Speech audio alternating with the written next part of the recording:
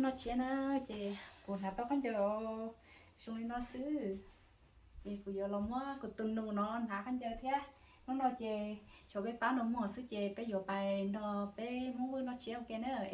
nếu họ chở chầu thế sẽ sai bé mua kê thế chở cũng như sẽ đó. Okay, right, shut.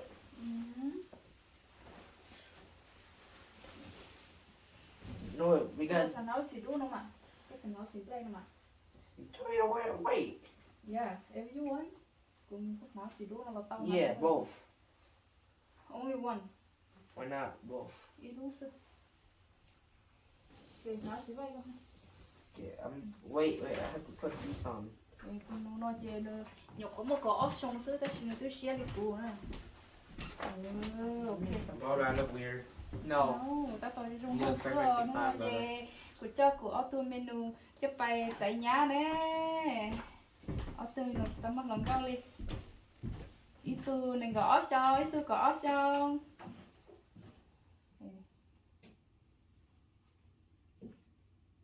Khởi tới cỡ trâu có má luôn. Yay, okay. Wow, dùng đâu tầm má luôn. Okay, chị khởi nãy nó sẽ chén coi thì nãy nó. Yeah. Có tròn thầu này, có option không nó chỉ hậu cô rồi luôn. Okay, nào đi đâu? Đi. Nè, cái này có số nó một lần đâu, tao nó lần đầu nó chỉ hậu luôn. What we need is stop eating. Ồ, chỉ hậu đi được. Được, chỉ hậu kia. Well, you guys didn't try. Tôi chơi nó chỉ hậu đi nó. Nó là do tôi có từ nè. Có từ. Chị nói cô ha. Nói từ cô. Ok, chị xem biểu rồi. Từ menu nó trong đông kia là xưa chỉ tao mua từ lúa đi nè. Chỉ kia mù thế.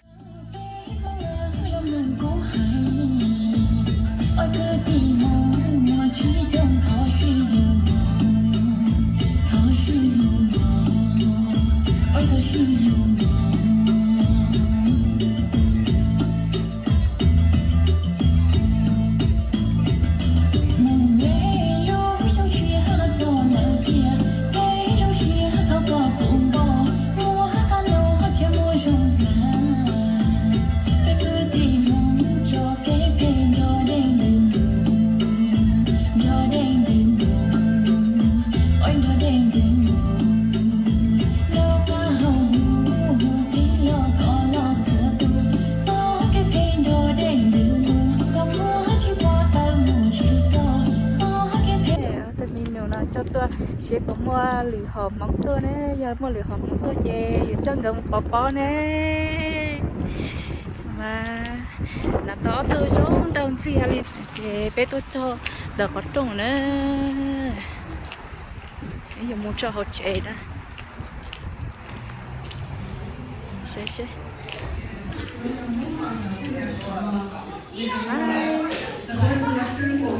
oh hi.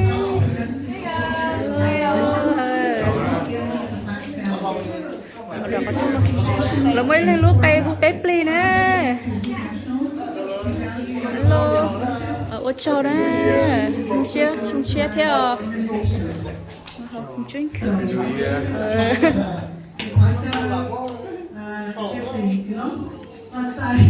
Ô châu nè. Cái bé bài cho họ xếp họ trà nó luôn.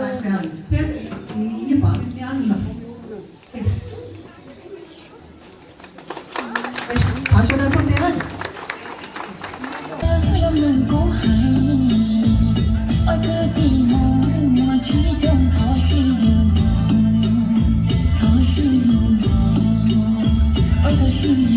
để không bỏ lỡ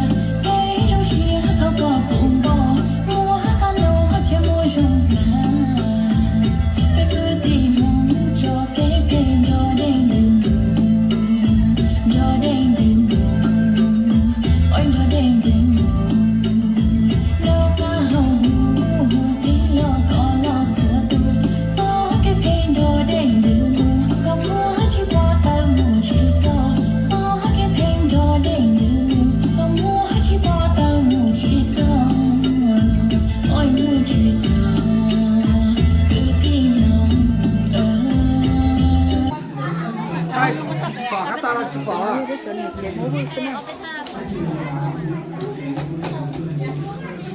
Hút. Dạ.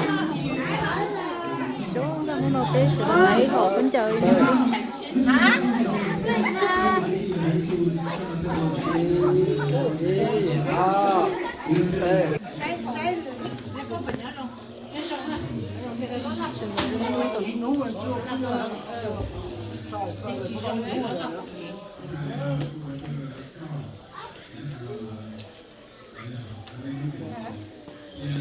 thế nào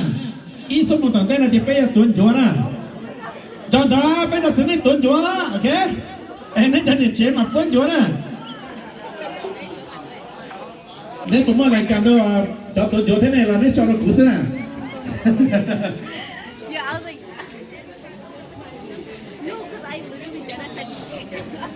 thì mà xử lý cho là cũ yêu cầu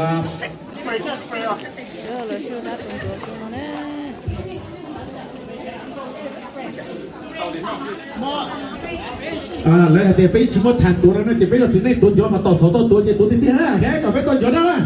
โอเคจนได้ก็เราเชื่ออย่างกูเชื่อเธอเชื่อใช่ได้ไหมนี่ฮะเป็นจังนี่เจ๊เป็นจังถูเป็นจังหมอนเปล่าจะขัดตีในงานเราใช่โอ้หมอนเปล่าเลี้ยงนะมั้ยbây giờ chủ tàu chuẩn nó ra đúng nào nè đi là chủ tàu ít đâu ok bây giờ chia về công bên nhá con mặt đằng đấy lòng mừng vấn đề cái xe thằng chân chỉ tàu tuần chuẩn nó ra hắn nào bây giờ chia tiền thì tất cả xong rồi tuần chuẩn sẽ nào tháo xuống vấn đề ra không phá bây giờ thật sự là chả chỉ có công bên thế rồi ok bây giờ này tao này chế một tuần thế là bây giờ chỉ chế tuần đi qua xí à, giờ bây giờ chỉ chế tuần này để chế qua xí à, ok giờ auto chia, ok Anthony kia và các bạn nên nòng mới ra ok, ok đi nào tuần chúa, let's go ra đến tới giờ ra, ý o là chỉ số cái ý của ý à, ý nhiều chú cả mua cho bạn đến tới chỉ tao mà. Ok, nếu mà tao món chú cả mua cho, nếu mà chú cả mua chờ cả nó tiếng mới chìm lúa rồi đấy mà tôi, nên nó chỉ tao chú cả món lòng lên, nên tao ship đó tung nó tiền món hiện tại này thôi. Vừa chết.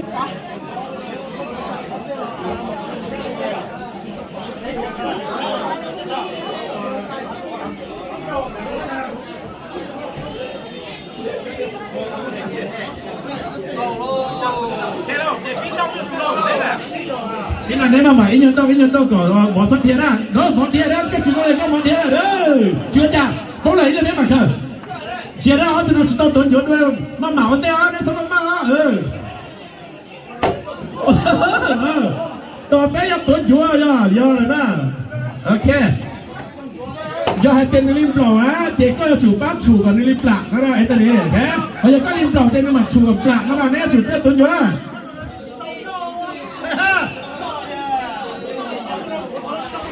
Tuần chúa tiền lo đó. Tầm kinh, chả có muốn rồi chỉnh tuần đâu chứ mà là, vậy đó. Ủa nè, đâu chỉ cái này, thì nó chỉ cái thôi này, nó khó lắm đây. Nè, đừng có đâu đi đây nha, bây giờ cứ áp thì bỏ muốn đâu đây nè. Chờ, ôi, tôi mang tiền. Ủa thật, chơi cái đó, tàu phụ ta phát hành trong bài luôn. Chơi vẫn,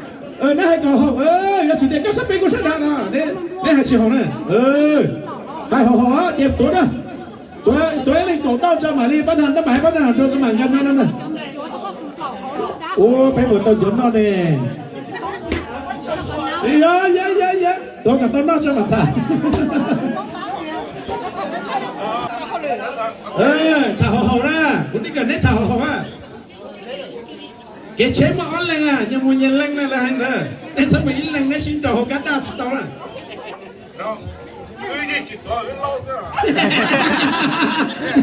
Nó được chưa vậy ơi? Sao bảo bắt thằng đấy tuổi ra nữa? Các con vừa bắn họ à. Bắt thằng, để bắt thằng đến ba cũng đã sẽ cái chuyện nó sao tự tin này. Ủa tụi bây giờ tụi nó thì tiền lại. Nếu tụi tuổi bên đâu thì bên nọ kia sao? Lão sát tuổi. nên chỗ cho chỉ sát cho nên tua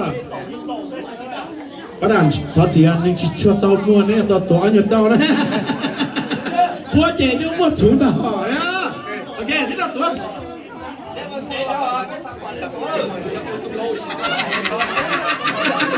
buổi chiều bắt đầu tới tầng hư à chưa chưa tuấn nào thế nào đấy là mừng cái này chia lên đây để ta xin tuấn chỗ nào linh nó sẽ chỉ xí cho nè nè mong đầu mua luôn lên đây một xí gió chứ nè chia lên cái này ta chỉ ít tuấn chỗ nè rồi chủ lý nó mà tiêu chuẩn cao thông yếu sở kia tí để cam đầu thì cũng đẹp lặp lờ cũng đầu rất đẹp lặp lờ nè nè ô giờ nè tao nó sẽ xíu vậy nè bắt đầu thọ cổ đau cho nó mà lên bóng từ chia nè ok để bắt đầu nó đưa thế này bắt đầu thế nếu ready thế này kìa nè tao lô chú lô đá chú lô đá cả lô đá có lô đá thì chỉ giá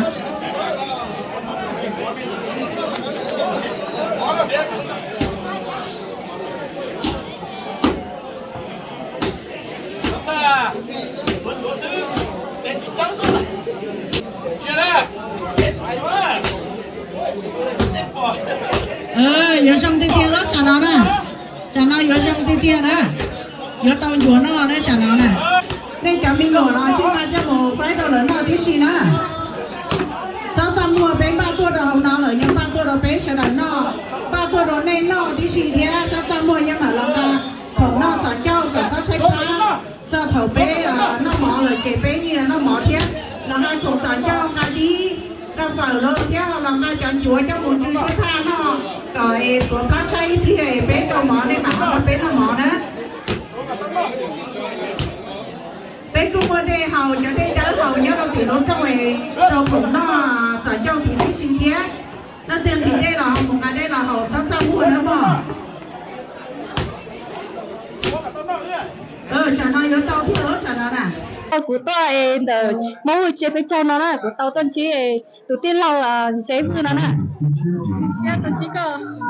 nhớ rồi nè rồi chế tân chí có một chế tân chí là gì vậy đó bây giờ cháu nữa chúng ta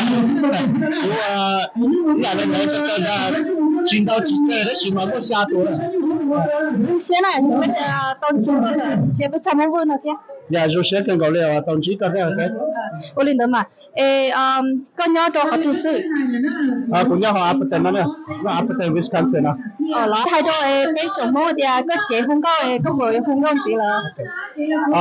hai đôi trồng này trồng gì là ya thì trồng cái thì trồng có mỏ là ya trồng phong trồng gì cho nó cái tụi này ya cái hung có xử lý và hung có tạiว่าxử lýแล้วพอวิดีโอแต่ตัวเสนอมัวจะก็เสียxử lý cái này thìกูchỉว่าlàแต่เสียกูยังว่าจอตัว YouTube เนี่ยว่าจอตัว YouTube เนี่ยแต่ฉันเอากู support กูป้อนเนี่ยเราไม่hung cóเนี่ยแต่ป้อนเนี่ยกูไม่ตัว YouTube thìหัวเชื่อว่านักร้องนั่นแหละใช้หนูนะแต่อย่างนี้ฮะสาน้องlà nên một họ là những tàu đấy những đó đấy cũng con nhà là những hung cao vậy đấy cũng có support này cũng là hung tàu ít xuống cao ra phụ đấy thì ta chỉ nói ý chuyện hung đấy cũng con tàu cao nhất tổng là thế này ok con tàu cao cũng có ít bác bền đấy cũng con nhà đấy cũng nặng lắm ra phụ đấy chỉ đấy thôi cái con tàu cao vậy thì có nhót đâu dễ đâu cũng sang xe được bây giờ bây giờ này xã đi phá thì khu đó cũng chỉ ấy tụi này vẫn nghe con tàu đó cái tụi này cũng là cái công ty gì cái ship phát cho nên nói cái họ sẽ là hay là nhà cho nên cho họ một cái ta có nửa ba nó là cứ hô tàu nửa thiên nửa tụ yếu chủ vẫn ta nửa hay nhưng mà chỉ tàu rồi thìเราsẽ vừa nó như thế họ ta có nửa cái hung cao nó là cứ tàu ba tàu này thế nào ya lên đó là cũng nhưng mà từ YouTube hoặc là trên năng long channel đấy tới giờ cái style lên đó cũng yên đầu club li ERB tới là mình đầu yên lửa nhát rồi họ là lúc cash đó một chiếc pick đâu là một ngàn đó chị là cũng yên mình đầu rồi đấy để một chỗ đó có đủ bỏ nó nhau thì là nhau biển sở giới tồn tại cái đó lắm tại 40 lắm ok thì đó họ nói đấy bây ok thì lúc trước là cũng đã phát triển và đối diện cho là thì sẽ thả ra một trận này bây giờ chỉ cho nên sẽ được sai thế nào bên mặt xin chí đó cái thôn thế nào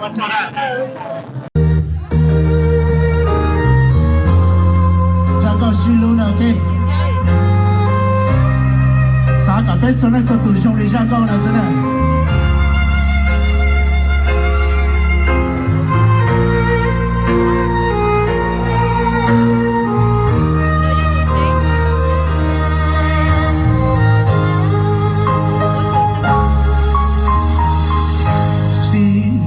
xe nhỏ hậu tiên tây nó nung nhau anh trông vừa thì đã to y lời mùa đi lâu niên cho khó cho cụ tia con lên từ lúc nhỏ rồi cho lên từ yo suan cú mi con nia lao ru la la bu tua con te y bu la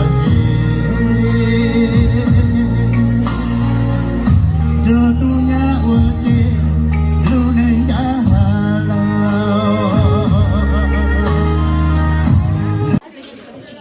ya cho nên chế tác tổ lo mua cái tài điện nó sôi rồi sao giống ta cho món nó nữa chưa cha liêu chưa cha liêu ấy cho sư trong cao sơ ta thở vô lon ta cho mỏ rồi tay cái phở nó chế ta chế giống ta cho món nó đấy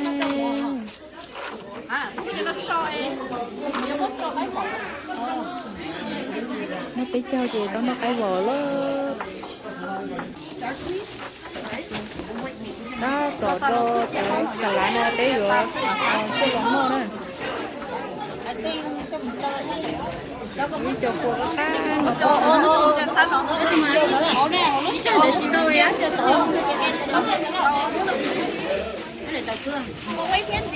wow này là tụi nó cho đấy tay nó ha ở đây em muốn là nó cái là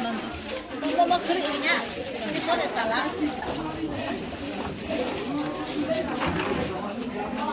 cái nào con chơi xuống câu tôi là bé từ tôi không lưỡi nữa cái chỗ con nhẹ móng nó nè giờ này xuống câu tôi nhớ này chơi cho không lưỡi nó chơi đấy hết lấy tao chỉ cho tao món nó nữa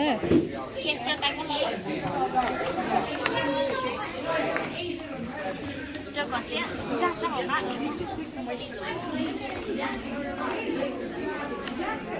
yes those are breasts so we make a kind of a breast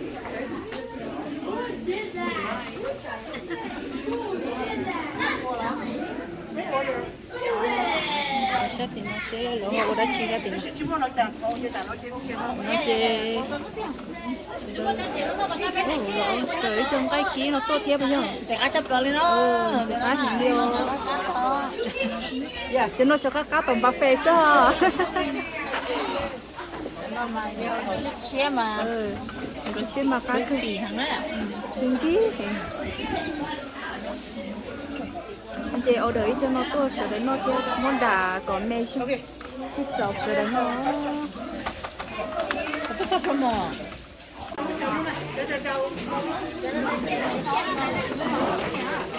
rồi có gì đó chị ông canh chè bây giờ canh chè cá sao nữa wow chân chè cá sức cho nó chè rồi nó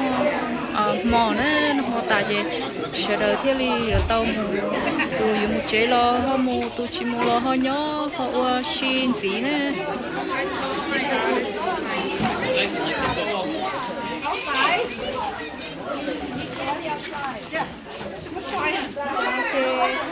ba lỡ ôm bỏ ta đấy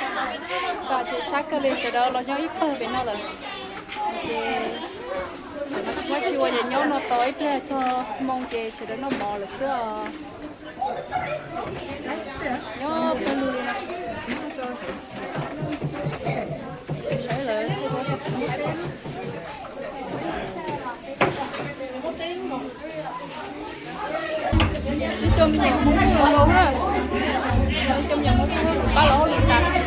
tàu đi chơi con nhà chơi lo cho bơi mò cho tối kia xong rồi thì bây giờ nó mò rồi mỗi lần chơi thì cho nó hết chi đây là thấy chứ nào thấy bỏ tàu rồi sao cho nó kia cho nó chơi mắt con nó cho cầu vào ô tay gì rồi tôi muốn có ô tay chụp về rồi kia rồi tôi mắt con nghe rồi cho nó vô chơi xứ rồi cho nó là ô tay vào nó ô nó cho cầu vào ô tay tay chơi xứ vậy với tay nó bé còn bé tay chơi cho nó bé chụp đầu tư cho mỏ tay nó chơi bay lên máy nổi thế này chơi nên họ bắt cho chơi cụ thế nữa ít là về thì bên nó mỏ thì cho nó cũng là cái về chơi lò xo ít là chứ là cái chia nó cái bò ấy hả hả cho chị nó nôm cây cầu xứ này chính nhà lên đây YouTube sâu tả chứ nó xin là chết ta là gì cái chuyện đó bây giờ mới chơi mà nó cho nó chơi nó anh nhỉ cho nó chơi bây giờ cho nó chơi anh nhỉ hay chụp bài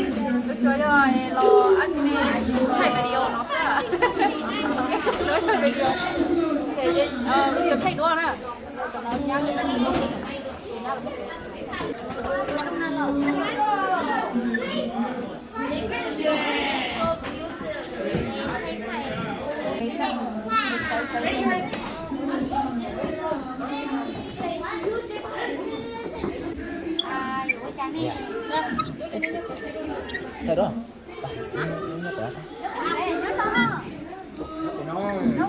Không như thế nó bị chấm.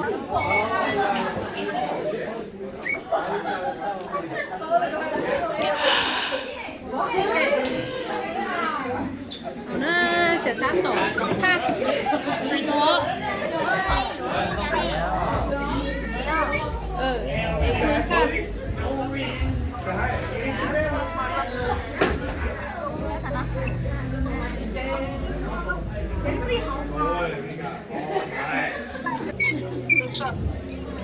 Oke, tôi đi con chia nhá. Nhá đi con ta. Gì, ok.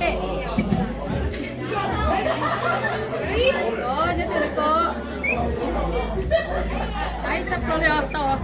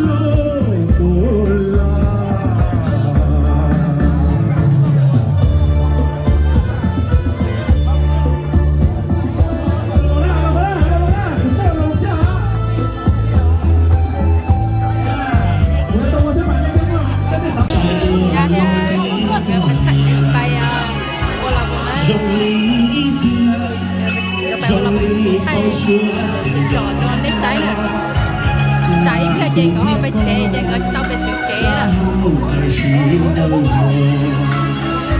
chúng nó tìm nó là gì gì to phải chịu chế rồi nhưng mà chúng rồi